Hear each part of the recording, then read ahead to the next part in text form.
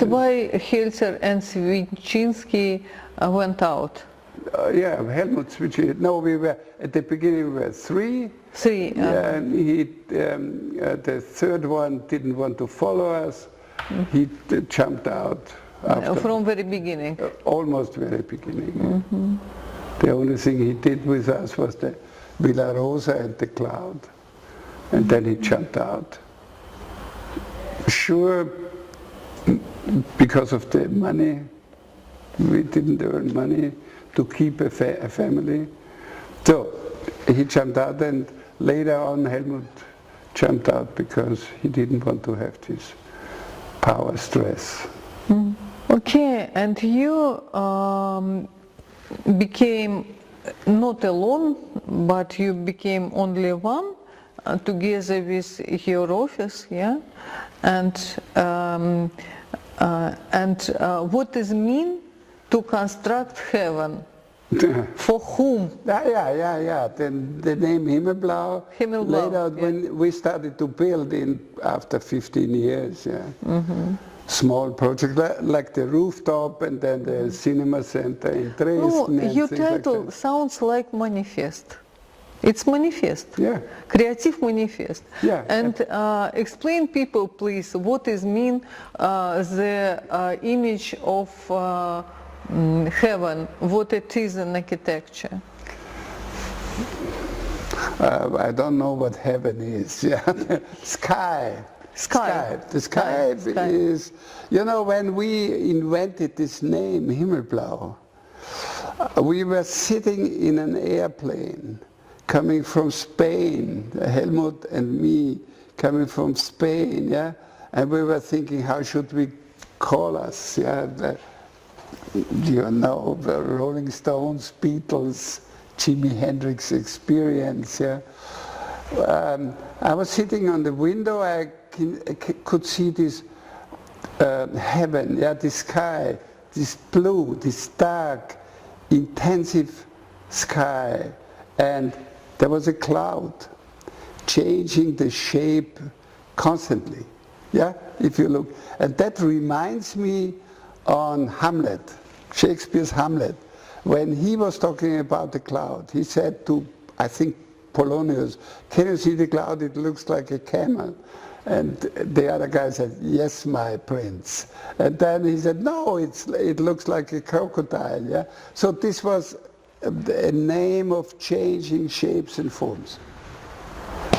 And I thought, okay, we cannot call us cloud. Why shouldn't we call us Himmelblau and say that we want to create architecture like clouds? So this is the story, and by erasing the L, meaning setting the L in parentheses, it changed the name from Himmelblau to Himmelbau, which changed the meaning. Which shows your real ambitions. Yeah.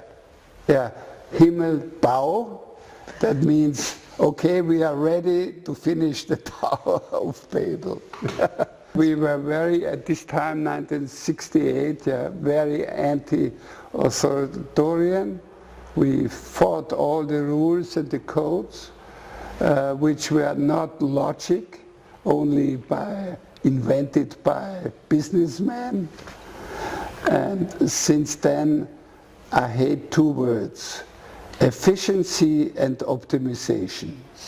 That I really hate that. When I hear that, I get crazy. What does it mean? Efficiency, what does it mean in architecture? Optimization means you have to optimize the money for the client. Yeah? And to efficiency, spoil everything. To spoil. Spoil. Make it more easy. Yeah? Don't finish the Tower of Babel, just work for me. This is efficiency. I hate that. Since then, 50 years, 55 years, almost now.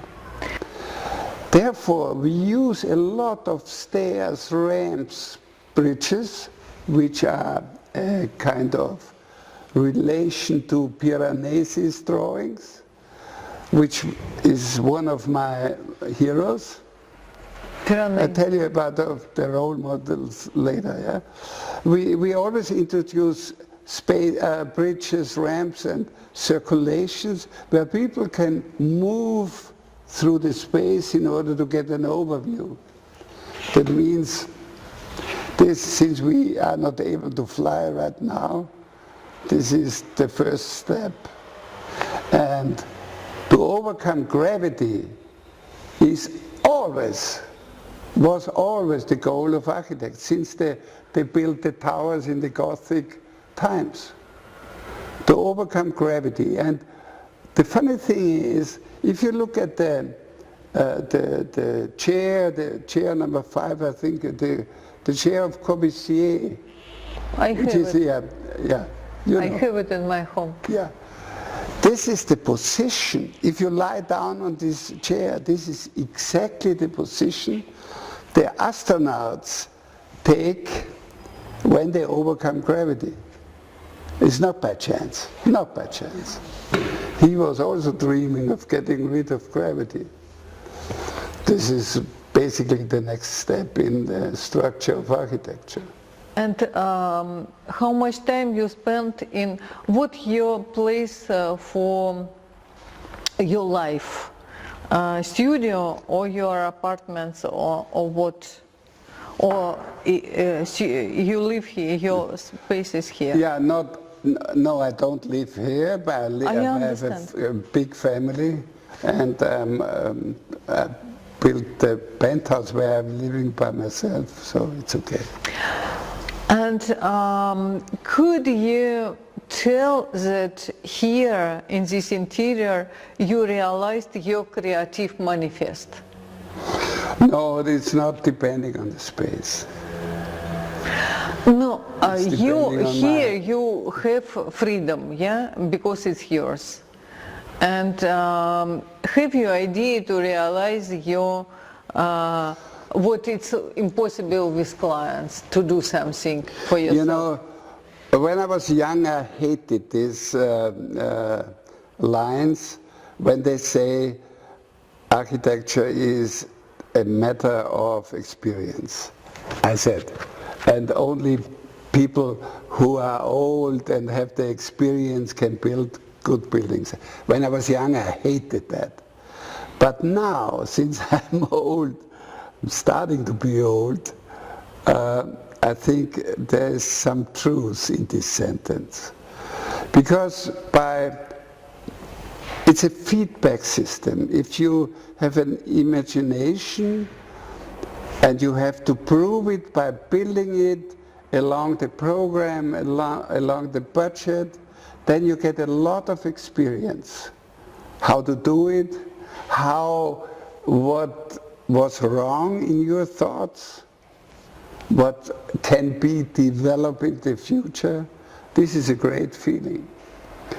But you have to build it first, and you got the experience and not repeat mistakes. That's the life of an architect. And the older you get, the more experience you have, the more experienced are the buildings. And now I know that we can build everything. It's a long trip to do so. And I'm not